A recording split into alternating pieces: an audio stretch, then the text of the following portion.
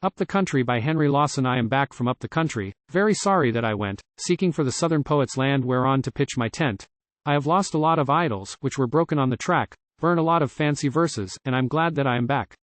Further out may be the pleasant scenes of which our poets boast, but I think the country's rather more inviting round the coast. Anyway, I'll stay at present at a boarding house in town, drinking beer and lemon squashes, taking baths and cooling down. Sunny plains. Great Scott! Those burning wastes of barren soil and sand with their everlasting fences stretching out across the land. Desolation where the crow is. Desert where the eagle flies, Paddocks. Where the luny bullock starts and stares with reddened eyes. Where, in clouds of dust enveloped, roasted bullock-drivers creep slowly past the sun-dried shepherd dragged behind his crawling sheep. Stunted peak of granite gleaming, glaring like a molten mass turned from some infernal furnace on a plain devoid of grass.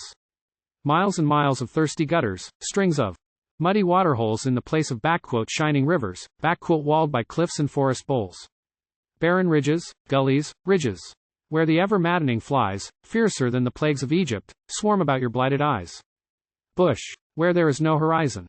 Where the buried bushman sees nothing, but the sameness of the ragged, stunted trees. Lonely hut. Where drought's eternal, suffocating atmosphere where the God-forgotten hatter dreams of city life and beer. Treacherous tracks that trap the stranger, endless roads that gleam and glare, dark and evil-looking gullies, hiding secrets here and there. Dull dumb flats and stony rises, where the toiling bullocks bake, and the sinister gohanna and the lizard and the snake. Land of day and night, no morning freshness and no afternoon, when the great white sun in rising bringeth summer heat in June. Dismal country for the exile, when the shades begin to fall from the sad heartbreaking sunset, to the new chum worst of all. Dreary land in rainy weather, with the endless clouds that drift o'er the bushman like a blanket that the Lord will never lift. Dismal land when it is raining, growl of floods, and, oh, the whoosh of the rain and wind together on the dark bed of the bush. Ghastly fires in lonely humpies where the granite rocks are piled in the rain-swept wildernesses that are wildest of the wild. Land where gaunt and haggard women live alone and work like men, till their husbands, gone a-droving, will return to them again. Homes of men. If home had ever such a God-forgotten place, where the wild selector's children fly before a stranger's face.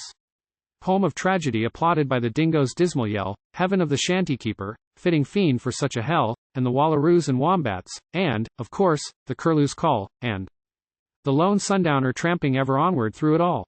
I am back from up the country where I went seeking for the southern poet's land whereon to pitch my tent. I have shattered many idols out along the dusty track, burned a lot of fancy verses, and I'm glad that I am back.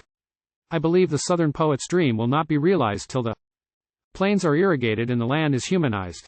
I intend to stay at present, as I said before, in town drinking beer and lemon squashes, taking baths and cooling down.